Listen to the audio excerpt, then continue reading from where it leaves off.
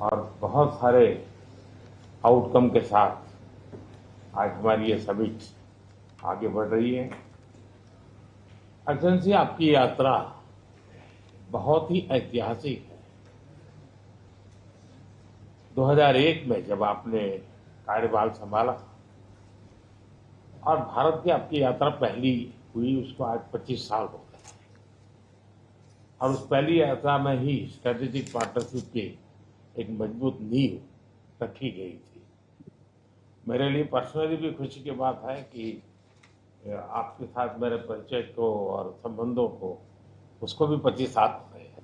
Excellency, मैं मानता हूं कि ये जो 2001 में आपने जो भूमिका अदा की, एक विजनरी लीडर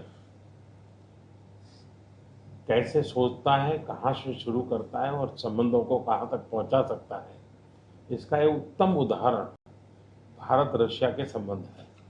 एक्सेलेंसी, यूक्रेन के संकट के बाद हमारी लगातार चर्चा होती रही है। आपने भी समय समय पर एक सच्चे मित्र के रूप में हमें सभी चीजों से अवगत कराया है।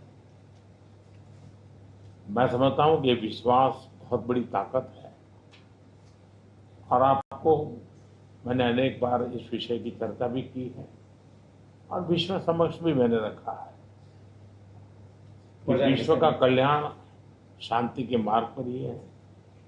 हम सबको मिलकर के शांति के रास्ते तलाशने चाहिए और पिछले दिनों जो प्रयास चल रहे हैं, मुझे पूरा विश्वास है कि विश्व फिर से एक बार शांति की दिशा में लौटेगा। एक्सेलेंसी, पिछले दिनों विश्व समुदाय के सभी नेताओं से जब भी मेरी बात हुई और उन्होंने जब विस्तार से मेरे चर्चा की, मैंने हमेशा कहा है कि भारत न्यूट्रल नहीं है, भारत का पक्ष है और वो पक्ष शांति का है। हम शांति के हर प्रयासों का समर्थन करते हैं और हम शांति के हर प्रयासों के साथ कंधे से कंधा मिला करके खड़े हैं। पूरे विश्व ने कोविड से लेकर के अब तक कई संकटों से गुजरा है। हम आशा करते हैं कि बहुत ही जल्द विश्व को चिंताओं से मुक्ति मिलेगी और एक सही दिशा में प्रगति के राह पर विश्व समुदाय को एक नई आशा पैदा होगी। एक्सेलेंसी, मुझे पूरा भरोसा है कि आज दिन भर हम अनेक विषयों पर चर्चा करने वाले हैं।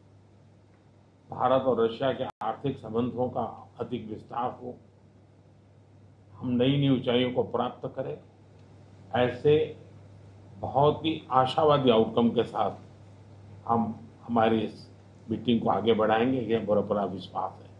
माय फ्रेंड, मैं फिर से एक बार आपका फिर से बहुत बहुत स्वागत करता हूँ